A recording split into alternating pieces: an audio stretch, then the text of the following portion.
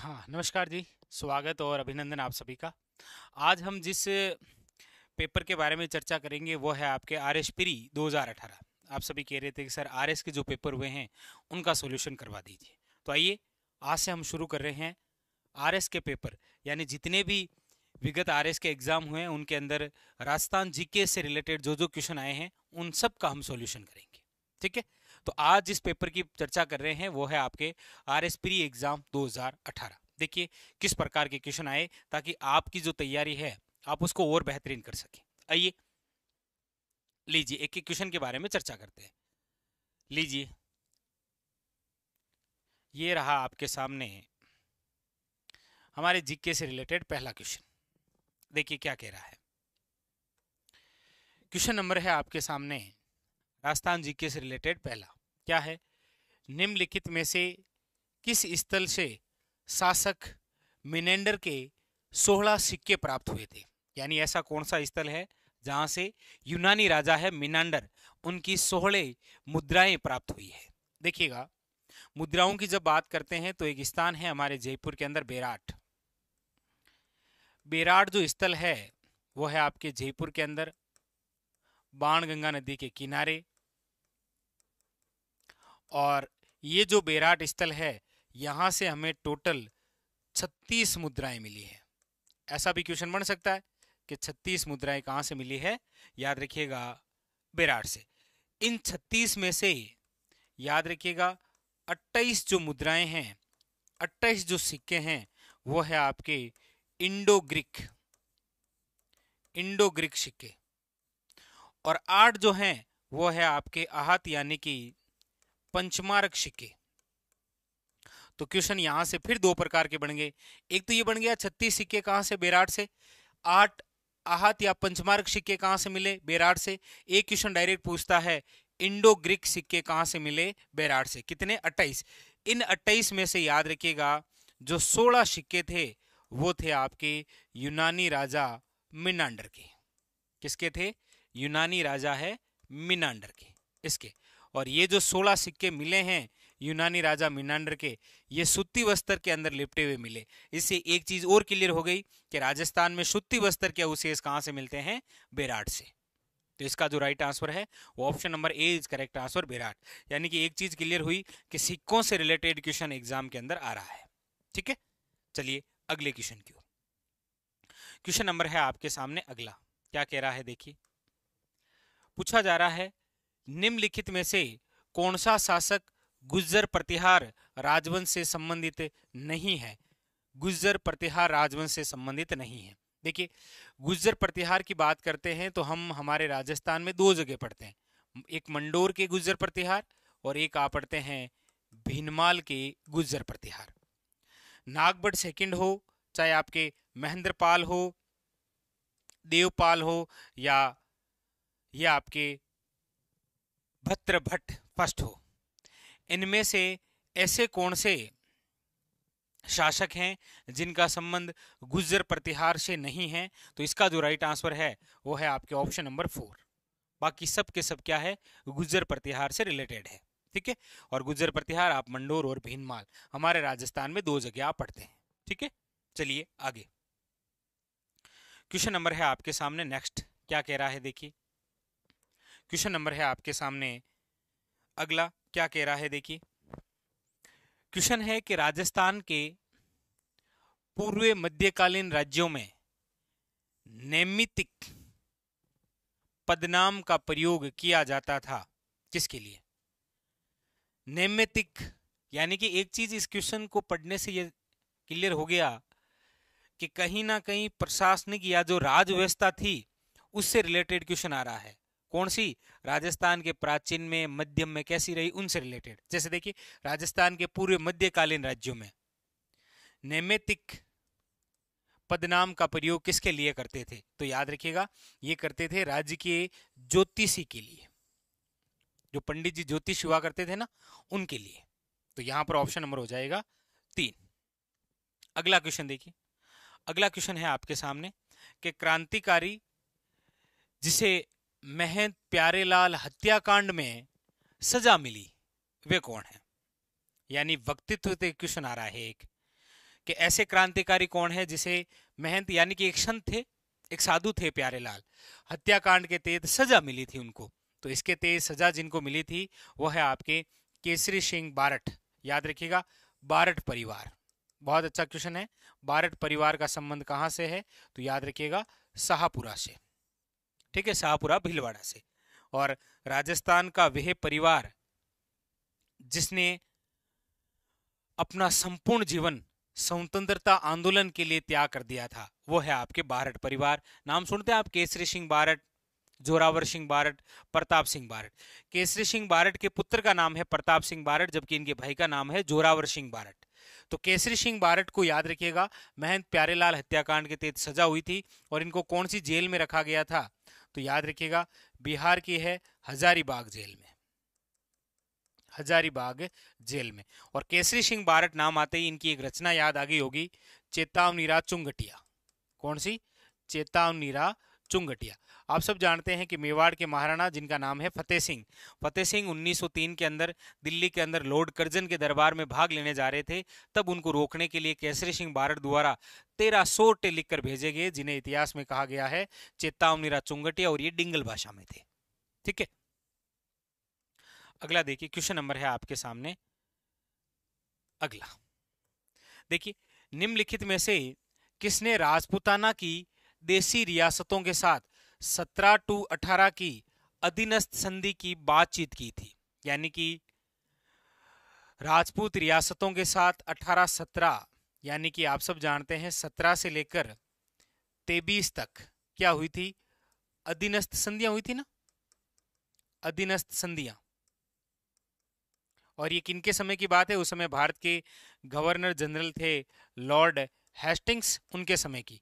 तो Lord Hastings की ये जो अधीनस्थ संधियां हैं, ये राजपूताने की देसी रियासतों के साथ करने कौन आया था? तो याद रखिएगा चार्ल्स मेटकॉप। और ये चार्ल्स मेटकॉप कौन है? तो ये दिल्ली का रेजिडेंट है, याद रखिएगा, दिल्ली से आया था ये। और इसकी सहायता किसने की थी? कर्नल जेम्स टोड ने, याद रखिएगा। ठीक है, अगला क्वेश्चन देखिए, क्वेश्चन नंबर है आपके सामने नेक्स्ट, पूछा जा रहा है आपको। अब ये देखिए, ये क्वेश्चन है आपके एकीकरण से रिलेटेड। देसी रियासतों जो 25 मार्च 1948 को गठित संयुक्त राजस्थान का हिस्सा नहीं थी। अब आप सब जानते हैं कि राजस्थान के एकीकरण की जो शुरुआत होती है वो मत्स्य संघ से होती है। प्रथम चरण है ये मत्स्य संघ, और ये कब गठित हुआ था? तो 18 मार्च 1948। दूसरा जो चरण है वो हुआ आपके 25 मार्च 1948। तीसरा जो चरण है वो हुआ आपके 18 अप्रैल 1948। अब प्रथम चरण के अंदर 4 रियासतें थी, अलवर, भरतपुर, धौलपुर, करौली। और ये जो 25 मार्च 1948 है, इसके अंदर थी 9 रियासतें। और 18 अप्रैल 1948 को एक रियासत कौन सी मिली थी? उदयपुर। अब आप देख लीजिए, पूछ रहा है 25 मार्च 1948 को हिस्सा नहीं थी। उदयपुर जो है वो कब का हिस्सा थी? 18 अप्रैल का था। ऑप्शन नंबर 3, उदयपुर इसके तहत नहीं, उदयपुर तीसरे चरण के तहत हाँ राजस्थान का हिस्सा। अगला देखिए, अगला क्वेश्चन है आपके सामने, त्याग भूमि के संपादक कौन थे? देखिए, सिक्कों से क्वेश्चन आया, व्यक्तित्व से क्वेश्चन आया, और अब आपके सामने समाचार पत्र से क्वेश्चन आया, और एकीकरण से और क्वेश्चन आ रखा है, एक प्रशासनिक व्यवस्था से क्वेश्चन आ रखा है। मतलब आरएस के अंदर प्रत्येक बिंदु से क्वेश्चन आता है। त्याग भूमि के संस्थापक कौन? त्याग भूमि एक समाचार पत्र है जिसके संपादक कौन है? तो याद रखिएगा हरिभव उपाध्याय। ये जो हरिभव उपाध्याय है, आप सब जानते हैं कि अजमेर मेरवाड़ा जो कि एक केंद्र शासित प्रदेश था ना, अजमेर मेरवाड़ा, इसके एकमात्र सीएम बनने वाले व्यक्ति हैं ये हरिभव उपाध्याय। एकमात्र क्या बने थे? अजमेर मेरवाड़ा के सीएम, याद रखिएगा। और बिजोलिया किसान आंदोलन का जो तीसरा चरण था वो इनके द्वारा ही चलाया गया था, तीसरा चरण। हरिभव उपाध्याय, जिनकी पत्नी का नाम है रम्मा देवी, याद रखिएगा, रम्मा देवी, ये भी इंपॉर्टेंट है। चलिए आगे। अब देखिए, आपके सामने एक तरफ तो मंदिर हैं और एक तरफ झीलें हैं, और कह रहा है मिलान करना है। कामेश्वर महादेव, शीतलेश्वर महादेव, पीपला माता और नीलकंठ। अब देखिए, वैसे इसकी यदि आप चर्चा करेंगे तो कामेश्वर महादेव जो है वो है आपके कहां पर? पाली, यानी एक में डी है। अब जिसमें नहीं है उसको तो काट दीजिए, एक में डी है। अब आप जानते हैं कि शीतलेश्वर जो है ये राजस्थान का प्रथम समय अंकित मंदिर है। ये याद रखिएगा, फर्स्ट समय अंकित मंदिर कौन सा है, याद रखिएगा शीतलेश्वर। ये कहां पर है, आपके झालावाड़ में। तो दूसरे के अंदर सी है, दूसरे के अंदर सी, एक में बचा है, option number 2 is correct answer. क्योंकि पिंपला माता जो है वो आपके जोधपुर में, और नीलकंठ महादेव आप जानते ही हैं सरिस्का अलवर में। तो कहने का मतलब एक तरफ कुछ धार्मिक स्थल मंदिर दिए और सामने जिलों के नाम, और वैसे ये पर्यटक स्थल भी हैं। ठीक, अगला देखिए क्वेश्चन नंबर 10। चित्तौड़गढ़ किले के निम्नलिखित मंदिरों में से कौन सा एक जैन मंदिर है। चित्तौड़ जो किला है उसके अंदर बहुत सारे मंदिर हैं, लेकिन ऐसा कौन सा मंदिर है जो कि एक जैन मंदिर है। देखिए कुंभ श्याम मंदिर, ये जैन मंदिर नहीं है। ये जो 27 देवरी है ना, ये 27 जैन मंदिरों का क्या है, समूह है। 27 जैन मंदिरों का, 27 जैन मंदिरों का क्या है, याद रखिएगा, समूह है। और कई बार तो ये सिंगल पूछ लेता है कि 27 देवरी नामक जैन मंदिरों का समूह किस किले में है, Chittorgarh. Option number 2 is correct answer. Tulja Bhavani मंदिर याद रखिएगा, ये बनवीर द्वारा निर्मित है। समिदेश्वर मंदिर जो है ये मोक्कल द्वारा है। ठीक है, कुंभ श्याम मंदिर है ये कुंभा द्वारा निर्मित है। चलिए आगे, क्वेश्चन नंबर है 11। पूछा जा रहा है निम्नलिखित में से कौन सा चित्रकार अलवर की चित्रकला से संबंधित नहीं है, अलवर से नहीं है। देखिए जमुना दास, बख्शाराम, नंदराम या नानक राम। आप कहेंगे सर बाकी का पता नहीं। ये जो नानक राम है ये किशनगढ़ से लिखे हैं। ये कौन सी के हैं, किशनगढ़ से लिखे।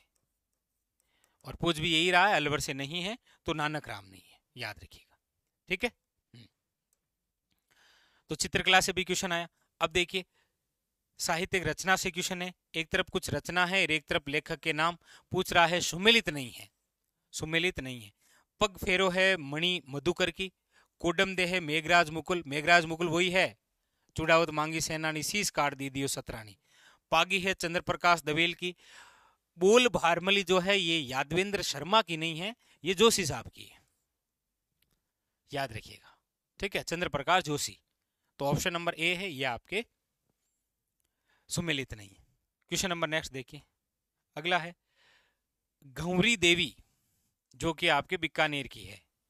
घंवरी देवी जिस गायन शैली से संबंधित थी। अब देखिए बीकानेर है, बीकानेर जैसलमेर यानी कि पश्चिम राजस्थान की एक ही गायकी तो है, वो कौन सी है, मांड गायकी। ऑप्शन नंबर 2 मांड गायकी। ठीक है, अगला क्वेश्चन देखिए, नारी संत दयाबाई शिष्या थी किसकी। नारी संत दयाबाई किसकी शिष्या थी। अब देखिए दो नाम सुनते हैं आप, एक तो दयाबाई और एक है आपके सहजोबाई। ये दोनों जो हैं वो किसकी शिष्या है, तो आप जानते हैं संत चरणदास जी की। Option number A is correct answer. Sahjobai की रचना है सेज प्रकाश, जबकि इसका है दयाबोध। ठीक है, ये भी और इंपॉर्टेंट है, याद रखिएगा, पूछ लेता है वो कभी कभी। अगला क्वेश्चन देखिए, ग्रासिया जनजाति से संबंधित नृत्य शैली है। ग्रासिया, देखिए घंवरी है वो भिल्लों की है। बम जो है यह आपके मेवात क्षेत्र का है। ठीक है, हाँ। और तेहरे ताली जो है यह आप सब जानते हैं रामदेव जी की आराधना में होता है। यहां पर प्रोपरी पूछ रहा है कि ग्रासिया जनजाति, याद रखिएगा लूर, लूर जो नृत्य है वो आपके ग्रासिया जनजाति से क्या है, संबंधित। अगला क्वेश्चन देखिए, अब ये देखिए थ्योरेटिकल क्वेश्चन पूछा है विजयदान देथा के बारे में, बिल्कुल थ्योरेटिकल क्वेश्चन। क्या कह रहा है, विजयदान देथा के बारे में अधोलिखित कथनों पर विचार कीजिए। विजयदान देथा जिसे आप कहते हैं बिज्जी, बिज्जी के नाम से जानते हैं ना, जिनकी बहुत प्रसिद्ध रचना है जी बातारी फुलवारी। कमेंट करके बताइएगा बातारी फुलवारी में कितने खंड है। हो सकता है आपके एग्जाम के लिए इंपॉर्टेंट क्वेश्चन बने, तो बातारी फुलवारी में कितने खंड है, फटाफट कमेंट करके बताइएगा। तो विजयदान देथा के बारे में देखिए, विजयदान देथा राजस्थान के प्रसिद्ध लेखक हैं जिनकी कहानी है चरणदास चोर नामक नाटक के रूप में रूपांतरित की गई। बिल्कुल सही है। दूसरा, विजयदान देथा रूपायन संस्थान के सह संस्थापक है, बिल्कुल है। रूपायन संस्थान जिसकी स्थापना 1960 के अंदर कोमल कोठारी जी द्वारा की गई थी, और ये कहां पर है, तो बोरुंदा जोधपुर। कहां पर है, याद रखिएगा, बोरुंदा जोधपुर में। ठीक है, यानी ये भी सही है। तो ए व बे दोनों सत्य हैं।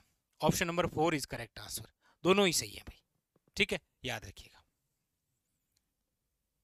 आगे देखिए, और हमारे जीके से संबंधित क्वेश्चन कौन कौन से हैं उनके बारे में देखते हैं, देखिएगा। ये देखिए, क्वेश्चन नंबर आपके सामने ये रहा 25 नंबर। देखिए क्या कह रहा है, दिख रहा है आराम से? ठीक है, देखिए पूछ रहा है आपसे, सूची ए और सूची 2 को सुमेलित कीजिए तथा नीचे दिए गए कोड से उत्तर का चयन कीजिए। एक तरफ जिले हैं और एक तरफ पर्वत है। देखिए पूछ रहा है बरवाड़ा, दो चीजें हैं। देखिए, एक तो है चौथ का बरवाड़ा।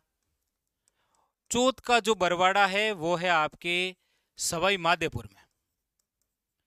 चौथ का बरवाड़ा है सवाई माधोपुर में, याद रखिएगा। बरवाड़ा है ये है जयपुर की एक चोटी, और यही तो पूछ रहा है, तो बरवाड़ा है जयपुर में। झाड़ोल एक पर्वत है जालोर का। रघुनाथगढ़ आप सब जानते हैं शिखर, और भानगढ़ जिसे भूतों का गढ़ बोलते हैं वो है अलवर। तो ऐसा ये दूसरा क्वेश्चन, एक मंदिर थे, एक तरफ जिले, एक तरफ जिले, एक तरफ पर्वत। ठीक है, हाँ। अगला क्वेश्चन देखिए, पूछा जा रहा है निम्नलिखित में से कौन सी पहाड़ियां राजस्थान में विंध्यन पर्वत श्रेणी का विस्तार है। ऐसी कौन सी पहाड़ियां हैं जो विंध्यन पर्वत श्रेणी। देखिए, जब आप ये राजस्थान का मैप देखते हैं, यहां पर आप पढ़ते हैं विंध्यन, क्योंकि विंध्याचल पर्वत मालवा का भाग है यहाँ पर, और ये दक्षिण है, ये पूर्व है, और दक्षिण पूर्व के मध्य कोटा, बूंदी, बारा, झालावाड़, कोटा संभाग है। और यहाँ पर जो पहाड़ियां हैं कौन सी है, मुकुंदरा की पहाड़ियां। Option number A is correct answer. ठीक है, तो ऐसा भी पूछा जा सकता है कि विंध्यन पर्वत श्रेणियों का विस्तार, तो याद रखिएगा राज्य के दक्षिण व पूर्वी भाग में है, राज्य के हाड़ौती क्षेत्र में है, ऐसे भी आ सकता है ऑप्शन के अंदर। ठीक है, अगला क्वेश्चन देखिए, राजस्थान जी की बड़ा इजिश आता है जी, ऐसे चिंता करने की आवश्यकता नहीं है। ठीक है, सूची ए का सूची 2 से मिलान करना है। एक तरफ मुख्य सिंचाई परियोजना है और एक तरफ सिंचाई सुविधा से लाभान्वित जिले हैं। पहला है सिद्धमुख परियोजना, राजीव गांधी सिद्धमुख नहर नहर परियोजना। आपको पता हो तो ये संबंधित है हनुमानगढ़ और चूरू, नहर भादरा और राजगढ़ तहसील। नर्मदा परियोजना, आप सब जानते हैं कि ये नर्मदा जो परियोजना है ये है जालोर और बाड़मेर, फुवारा पद्धति वाली। ठीक है, फिर है आपके झमई परियोजना, और झमई परियोजना है पाली, जालोर, जोधपुर, जबकि जाखम परियोजना है आपके उदयपुर और प्रतापगढ़। आइडिया वैसे लग रहा है थोड़ा थोड़ा, जाखम जाखम बांध है प्रतापगढ़, अब इसमें प्रतापगढ़ यहाँ है, झमई बांध पाली, पाली केवल यहाँ है, मिलान हो रहा है। ठीक है, अगला देखिए, अगला क्वेश्चन 28 नंबर, थ्योरेटिकल क्वेश्चन। भौतिक प्रदेश से जब भी क्वेश्चन आता है थ्योरेटिकल ही आता है आरएस में। देखिए, राजस्थान में मई जून महीनों में उत्पन्न होने वाली धूल भरी आंधियों के लिए उत्तरदायी है क्या। कुछ स्थानों पर संवहन धाराओं की उत्पत्ति होती है, इसी वजह से मई जून माह के अंदर धूल भरी आंधियां चलती है। क्वेश्चन ऐसे बन सकता है कि राजस्थान में मई जून माह में धूल भरी आंधियां चलती है, वजह है, ये केवल ऑप्शन में मिल सकता है। बी क्या है, अरावली पहाड़ियां दक्षिण पश्चिमी हवाओं के समांतर है। अरावली पहाड़ियां दक्षिण पश्चिमी हवाओं के समांतर नहीं है, यानी यहां पर केवल एक राइट है, ऑप्शन नंबर 4। ठीक है, यही वजह है कि जिसकी वजह से आंधियां चलती है, और सर्वाधिक आंधियों वाला जिला कौन सा है, गंगानगर। न्यूनतम आंधियां कहां पर चलती है, झालावाड़ में। ठीक, ये लीजिए क्वेश्चन नंबर 20, निम्न में से कौन से कथन सत्य हैं। संगमरमर विकास एवं संरक्षण नियमावली 2002 बिल्कुल सही है। संगमरमर आप सब जानते हैं, प्रसिद्ध तो वही है सफेद संगमरमर, मकराना नागौर वाला, जिसका उपयोग ताजमहल के निर्माण में भी है। राजस्थान खनिज जो नीति है 2015 में भी आई है। जिला खनिज फाउंडेशन ट्रस्ट नियमावली 2016, ये भी सही है। राजस्थान प्रधान खनिज रियायत नियमावली संशोधित 2016 तक, ये भी है। यानी कि ये सभी सही है भी। ऑप्शन नंबर जो 4 है वो सही है, करेक्ट आंसर है। ठीक, अगला देखिए। अगला है क्वेश्चन नंबर 30, खनिज से संबंधित। निम्नलिखित में से कौन से खनिजों का राजस्थान का लगभग अकेला उत्पादक राज्य, लगभग अकेला? शीशा और जस्ता अयस्क में है, आप कहेंगे बिल्कुल है। ताम्र अयस्क में अकेला नहीं है। वोलेस्टोनाइट में तो बिल्कुल, और सेलेनाइट, यानी कि ए से और दे सही है, ए से और दे। Option number 4 is correct answer. ठीक है, हाँ चलिए क्वेश्चन नंबर नेक्स्ट 31 नंबर क्या कह रहा है? वर्ष 2017 और 18, दिसंबर 2017 तक राजस्थान के कौन से क्षेत्र में सर्वाधिक कच्चे तेल का उत्पादन प्राप्त हुआ? तो ये तो हमें नवीनतम आंकड़ों के तहत पढ़ना है, बाकी इसका जो आंसर है वो आप जानते ही हैं, बाड़मेर सांचौर बेसिन ही तो है, इसी से तो सर्वाधिक होता है। ठीक है, अब ये है क्वेश्चन नंबर 32। जनगणना से जब भी क्वेश्चन आता है, कभी ऐसे सिंपल नहीं आता है कि सर्वाधिक लिंगानुपात वाला जिला कौन सा है, या ऐसे ऐसे आता है। जनगणना 2011 के अनुसार क्रमशः भारत एवं राजस्थान की नगरीय जनसंख्या का प्रतिशत क्या है? भारत का बताना है पहले, वो है 31.15। उसके बाद में राजस्थान का बताना है, वो है आपके 24.87%, यानी कि ऑप्शन नंबर 4। ठीक है, ऑप्शन नंबर 4। क्वेश्चन नंबर 33 क्या कह रहा है, देखिए। निम्नलिखित में से राजस्थान में कौन से महत्वपूर्ण खनिज आधारित उद्योग है? महत्वपूर्ण खनिज आधारित, देखिए, जस्ता है खनिज आधारित, सीमेंट है, संगमरमर है। इलेक्ट्रॉनिक जो उद्योग है ये खनिज आधारित नहीं है, तो ए बे और दे, ए बे और दे, ऑप्शन नंबर 3 याद रखिएगा। ठीक है, क्वेश्चन नंबर है आपके सामने, देखिए 34। 2011 की जनगणना के अनुसार राजस्थान के किन जिलों में अनुसूचित जनजाति की जनसंख्या का प्रतिशत उनकी कुल जनसंख्या में न्यूनतम है? यह जनसंख्या से रिलेटेड दूसरा क्वेश्चन, और जब भी न्यूनतम है तो बीकानेर और नागौर आएंगे प्रतिशत के मामले में। ठीक है, अगला देखिए क्वेश्चन नंबर 35। पंचभद्रा बाड़मेर में प्रस्तावित ऑयल रिफाइनरी, अभी विगत एग्जाम में डायरेक्ट यही क्वेश्चन आया था कि ऑयल रिफाइनरी कहां पर है? बाड़मेर में। इसीलिए कहते हैं विगत एग्जाम के अंदर जो क्वेश्चन पढ़ते हैं उन्हीं से रिलेटेड क्वेश्चन पूछता है। अब देखिए ये 2 एग्जाम के अंदर आया कि राजस्थान में ऑयल रिफाइनरी कहां पर है? पंचभद्रा बाड़मेर। यहां पूछ रहा है कि पंचभद्रा बाड़मेर में जो ऑयल रिफाइनरी है वो किसका उपक्रम है? तो आप जानते हैं एक तो है हिंदुस्तान पेट्रोलियम HPCL, और इसके साथ में कौन है? राजस्थान सरकार, ऑप्शन नंबर 4। ठीक है, अब देखिए क्वेश्चन नंबर है आपके सामने 36। कौन सा सुमेलित नहीं है? एक तरफ जिला है और एक तरफ शुभंकर दे रखे हैं। भीलवाड़ा का मोर है, नो डाउट, क्योंकि अजमेर का खड़मोर है। चूरू का क्या है? कृष्णमृग, काले हिरण। सवाई माधोपुर का शेर नहीं है, सवाई माधोपुर का टाइगर बाघ है। ऑप्शन नंबर 3 इज इनकरेक्ट, बाकी जैसलमेर का गोडावण है, कोई दिक्कत नहीं है। ठीक है, जैसलमेर का गोडावण। ठीक है, अगला देखिए। अब ये तो आपके थोड़ा इंडियन पॉलिटिक्स है, हम हमारे राजस्थान जीके की ओर पढ़ते हैं। 40 क्वेश्चन आए थे लगभग। RS प्री में आपने पॉलिटी, करंट और राजस्थान जीके को अच्छे से पढ़ लिया तो आपका बेड़ा पार है, ये समझ लीजिए।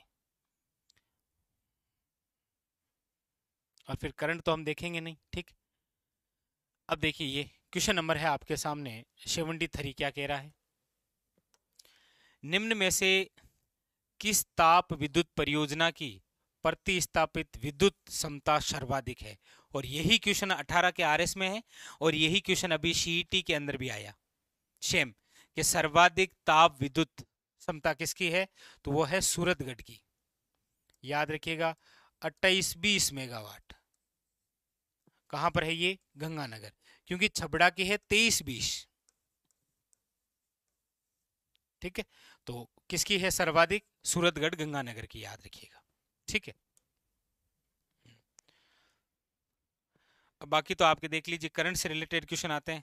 ठीक है, अच्छा ये भी रह गया ना, ये देखिए, देखते हैं इसमें 75 क्या कह रहा है? राजस्थान के पर्यटन क्षेत्र में निम्न में से कौन सा अनुपम बिक्री प्रस्ताव नहीं है? कौन सा है पर्यटन में जो बिक्री प्रस्ताव नहीं है? पैलेस एंड वॉइल्स ट्रेन, ये तो है। किले महल हवेलियां है, मेले और त्योहार है। चिकित्सक जो पर्यटन है ये इसमें नहीं है, ऑप्शन नंबर 4। ठीक है, अगला देखिए। पूछ रहा है निम्न में से कौन सा राजस्थान का तेल क्षेत्र नहीं है? ऐश्वर्या, मंगला, सरस्वती है, गंगा नहीं है, याद रखिएगा। कौन सा नहीं है? गंगा नहीं है। ठीक है, क्वेश्चन नंबर नेक्स्ट देखिए। पूछा जा रहा है आपको राजस्थान की निम्न झीलों में से कौन सी झील राष्ट्रीय झील संरक्षण कार्यक्रम में अंतर्गत नहीं आती है? अब ये क्वेश्चन इतना प्रसिद्ध है कि विगत एग्जाम अभी जो है उनमें कई बार आया है ये, कि कौन सी ऐसी झील है जो राष्ट्रीय झील संरक्षण कार्यक्रम में शामिल नहीं है। क्योंकि इस कार्यक्रम में राजस्थान की 6 झील है, जिसमें देखिए फतेह सागर झील है और पिछोला झील है। ठीक है, नक्की झील है, आना सागर झील है, पुष्कर झील है और जयपुर की मान सागर झील है। जो शामिल नहीं है वो स्वरूप सागर झील है।